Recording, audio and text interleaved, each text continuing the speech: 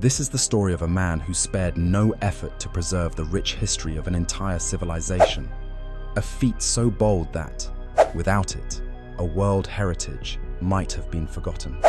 Meet Diego de Landa, a Spanish priest whose actions in the 16th century forever changed the way we understand the Mayan civilization. But hold on before you chalk this up as another colonial tale of destruction. You're about to see a twist you didn't expect. It's the mid-1500s in the Yucatan Peninsula. Spain has its grip on the region, and the mighty Mayan civilization, centuries past its prime, is struggling against the tides of European conquest. Enter Diego de Landa, a man sent by Spain not as a warrior, but as a missionary. His task? Convert the indigenous population to Christianity. Little did anyone know that de Landa's journey would take an unimaginable turn. At first, de Landa followed colonial protocol. He was resolute in his mission, denouncing Mayan practices he deemed pagan. Shockingly, he ordered the infamous auto da fe of Mani in 1562. Hundreds of irreplaceable Mayan codices, literature, art, scientific works, and historical records, along with sacred artifacts, were painstakingly burned under his command. This, he reasoned, would drive out the darkness of their beliefs and facilitate conversion.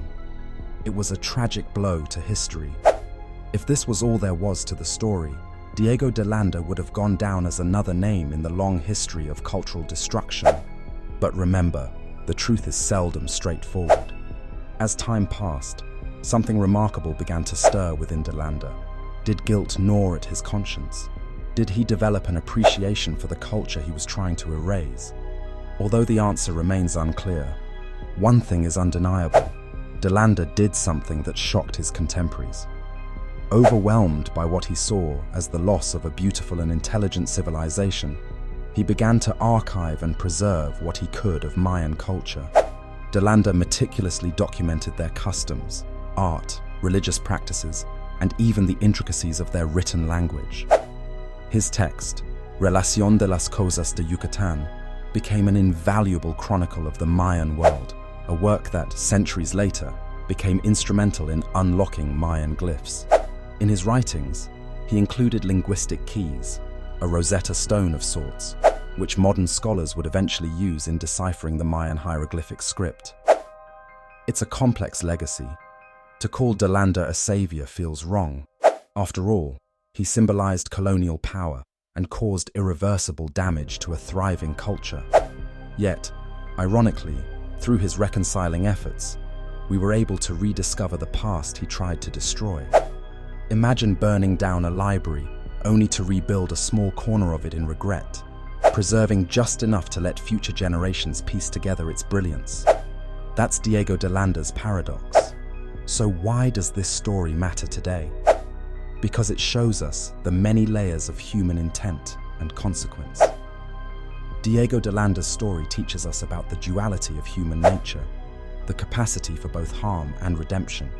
But more importantly, it reminds us of the resilience of cultural identity.